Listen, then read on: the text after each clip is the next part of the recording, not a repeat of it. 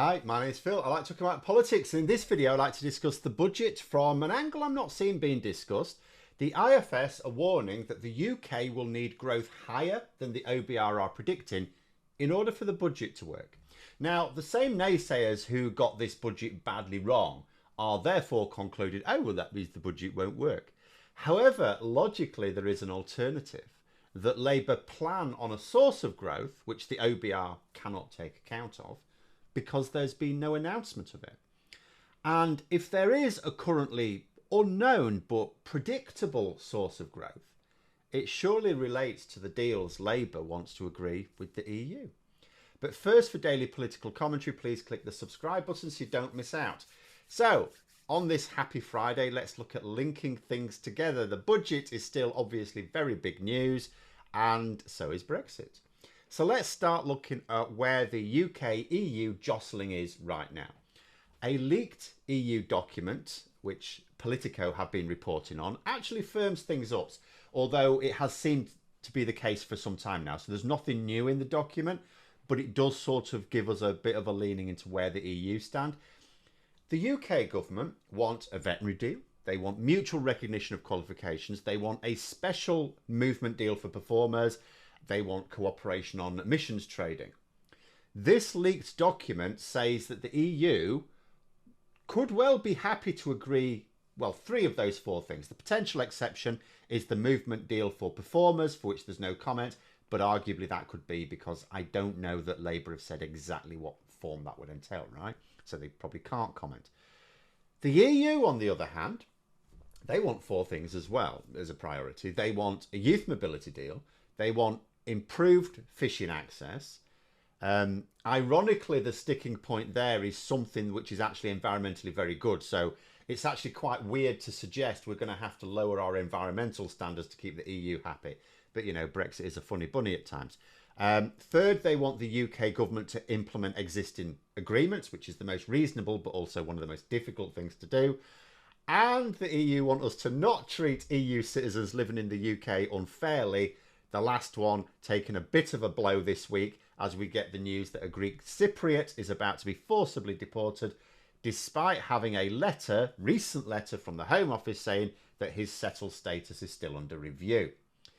But those are the priority asks on both sides, though there are other less contentious ones on each side as well. Now, we know that there is some resistance on the British side to all of the EU asks. However, we also know that Starmer is throwing a lot of his weight behind improved arrangements with the EU. He does not want to get to the next election without having agreed things. There is not only a minister in the form of Nick Thomas-Symonds whose job is basically connecting with the EU. He technically has a couple of other jobs, but they don't require him to do anything. So his job is connecting with the EU. That is it. Full-time minister basically for doing that. There was the announcement of the new Europe hub set up by the Home Office, all part of Labour's intention, stated well before the election, that the EU will be their foreign policy priority. But it occurs to me that the analysis of the budget prevents a very interesting dimension to all this as well. So the Institute for Fiscal Studies, as I previously said, they are the most critical of the budget, of the independents anyway.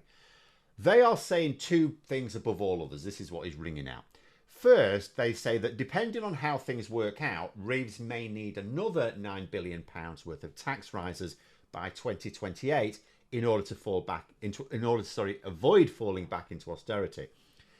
However, as Reeves has refused to rule out further tax rises, and as Labour are obviously not, I mean, I know they've been a bit silly on a few policies, but I don't think they're going to be stupid enough to avoid austerity early in the Parliament and then suddenly go back to it when they're close to the election.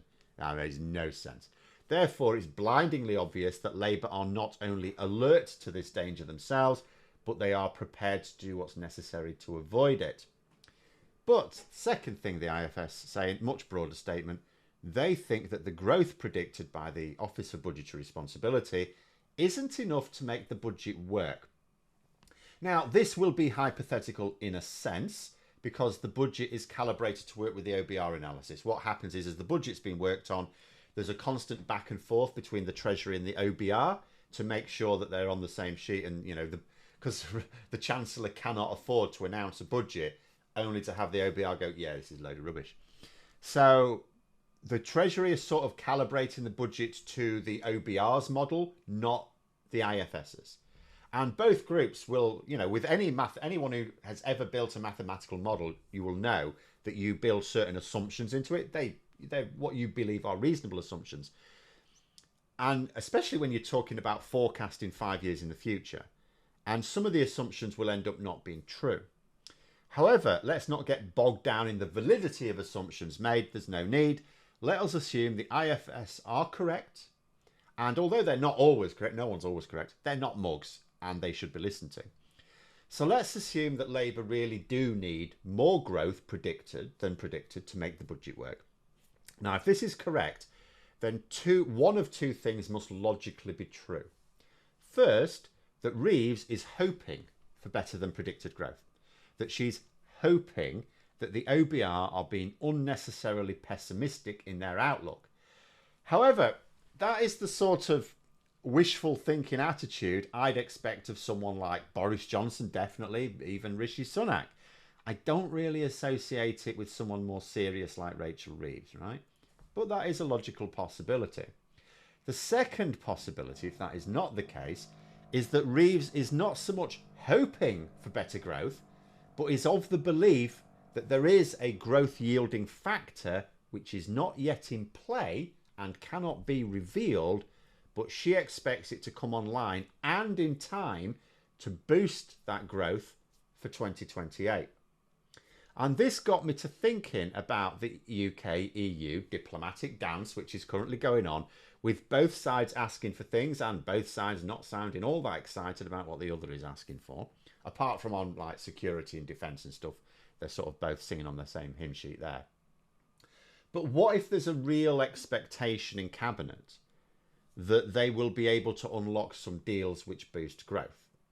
Certainly, if this is what they're thinking, then these deals would represent sources of growth which the OBR cannot possibly take account of at the moment.